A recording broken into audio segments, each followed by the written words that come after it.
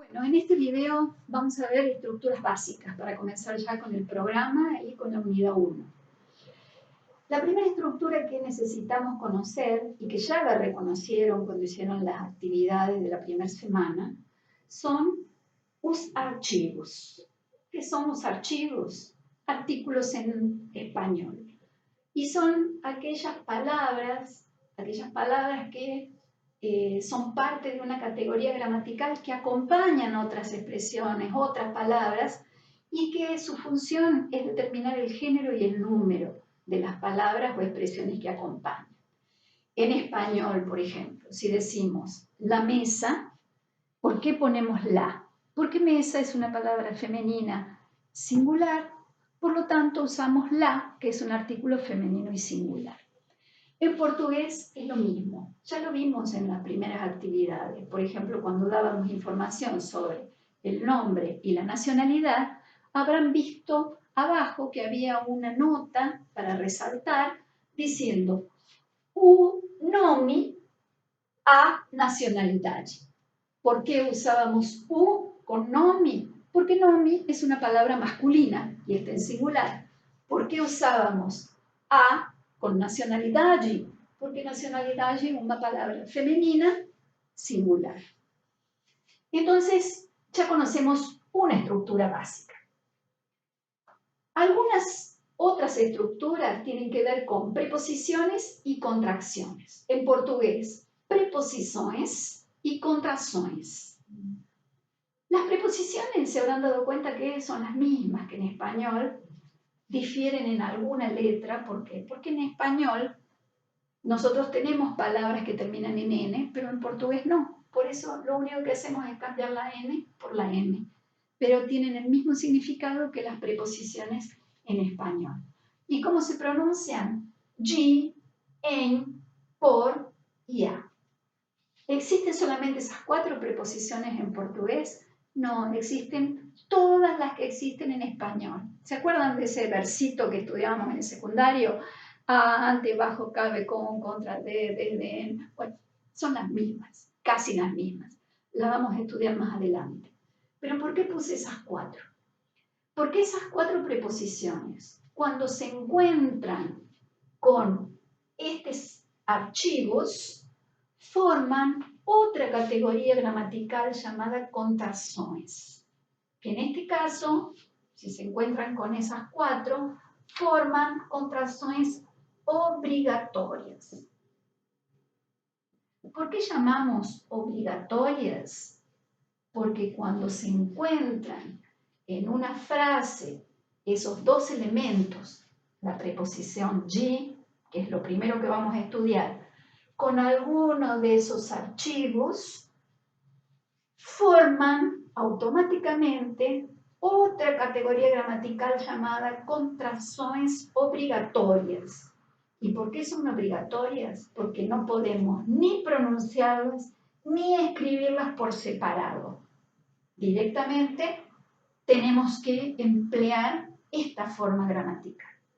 Les voy a dar un ejemplo en español para que ustedes vean cómo es que funcionan las contracciones. Es el mismo funcionamiento que tienen en portugués. La única diferencia es que en español, les voy a poner los ejemplos, tenemos solamente 2 contracciones obligatorias. En portugués tenemos 32 contracciones obligatorias. Este año vamos a estudiar 16 y el año que viene vamos a estudiar 16. Aquí les puse en el pizarrón los ejemplos que tenemos y que ustedes los van a reconocer inmediatamente de contracciones obligatorias en español. Fíjense, en la frase el libro del profesor, la palabrita del es una contracción obligatoria. ¿Por qué? Porque en este espacio se encontró la preposición de con el artículo masculino el, que está determinando el género y el número de la palabra profesor. Pero según la gramática del español, cuando se encuentran esos 2 elementos, no se pueden escribir ni leer por separado. Yo no puedo decir el libro del profesor. Obligatoriamente tengo que decir el libro del profesor. Y en este otro ejemplo, tenemos la otra contracción obligatoria que existe en español. Vamos al parque. Este elemento, que es una contracción obligatoria, se encuentra la preposición a con el artículo masculino el que acompaña la expresión parque, que es una expresión masculina y está en singular. Pero según, de nuevo, repito, según la gramática del español, cuando se encuentran estos dos elementos en una frase, no podemos ni decirlo oralmente ni escribirlo separado. Tenemos que reunirlos en una palabra que es una contracción obligatoria.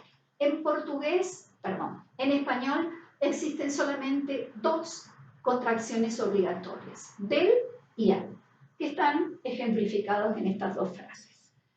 En portugués existen 32 contracciones obligatorias, como creo que les había mencionado anteriormente.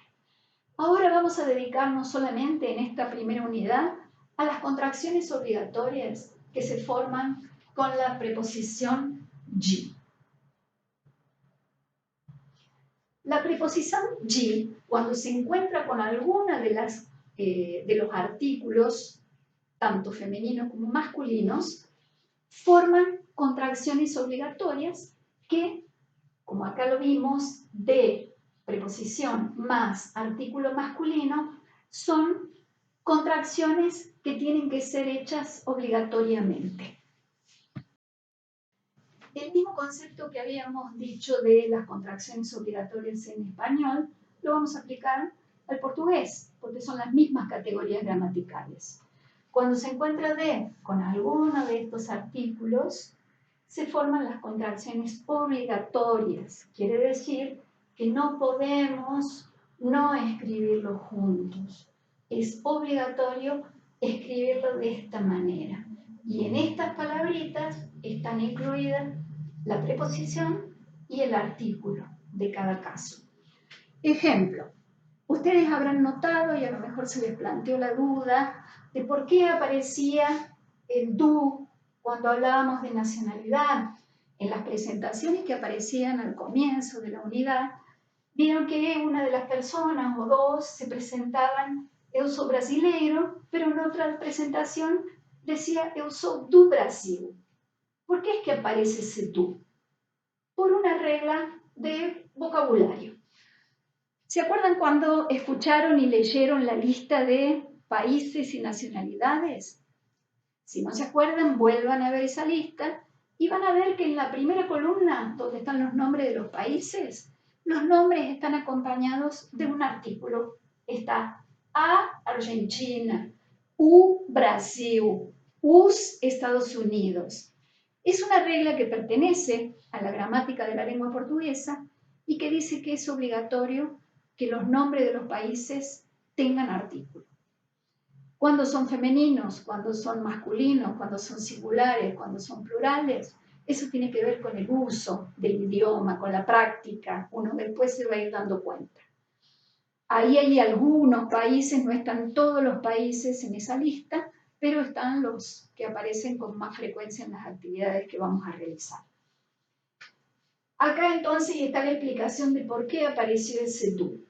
¿Por qué? Porque tú incluye la preposición de cuando se encuentra con el artículo o, que se pronuncia u en portugués, que acompaña el nombre del país. Brasil es considerado masculino, es u Brasil, y es obligatorio usar el artículo delante del nombre propio del país.